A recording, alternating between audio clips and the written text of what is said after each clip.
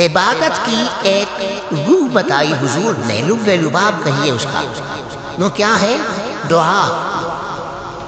الدعاء مخ العبادت، الدعاء هو العبادت۔ حضور کی دو احادیث بہت سادہ، بہت مختصر۔ دعا ہی عبادت کا جوہر ہے۔ مخ کہتے ہیں ہڈی کے اندر جو گودا ہوتا ہے وہ مخ ہے۔ گودا جو ہے عبادت کا وہ کیا ہے؟ دعا۔ توحید فی الدعا کیا ہے؟ صرف اللہ کو پکارنا۔ اور شرک فی الدعا، جس کو بھی پکاریں گے آپ مدد کے لیے اس کو آپ نے معبود بنایا۔ کیسے باشے یہ مسئلہ سمجھ لیجیے، لا تدعو مع اللہ احد، اللہ کے ساتھ کسی کو مت پکارو۔ حضور نے فرمایا کہ جوتی کا تسبہ بھی مانگنا ہو تو اللہ سے مانگو۔ اللہ نے تو دروازہ کھولا ہوا ہے، جو چاہو مانگو، کسی اور سے مت مانگو۔ دیکھیے ایک علمی مسئلے اور ہوتے ہیں، یہ جو روحانیات کا معاملہ ہے، عالم ارواح میں کیا صورت ہے؟ ارواح صرف کہیں اللہ کے پاس کسی کولڈ سٹوریج میں ہے یا اس کا اس دنیا سے بھی کوئی تعلق ہے؟ یہ علمی مسائل ہیں۔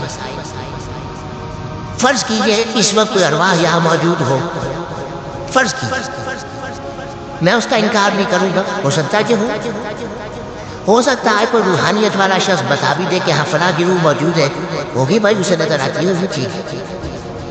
یہ بھی ہو سکتا ہے کہ کوئی شیطان جن ہو اور وہ دھوکہ دے رہا ہو کہ میں فلاں کی روح ہوں، ہو سکتا ہے کہ لیکن یہ بھی ہو سکتا ہے، وہ بھی ہو سکتا ہے، مجھے اس سے بحث نہیں ہے۔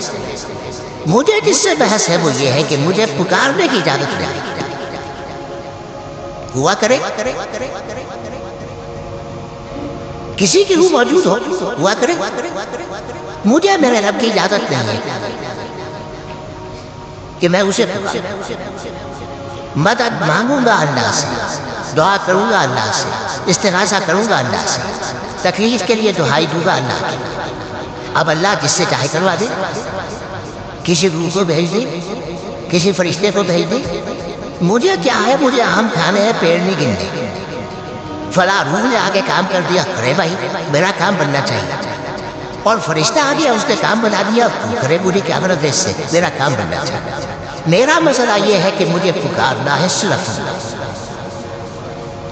اللہ کو۔ اس کی بھی قدرت ہے، کسی کو نہ بھیجے، نہ کسی روح کو بھیجے، نہ ملائکہ کو بھیجے، بغیر کسی کے جو چاہے کر دے۔ اللہ کا مرضی ہے، وہ چاہے کسی روح کو بھیج دے، کسی فرشتے کو بھیج دے، مجھے اس سے غرض ہی کوئی نہیں۔ مجھے تو اپنی تکلیف کا دور ہونا مطلوب ہے، اس کے لیے میں پکاروں گا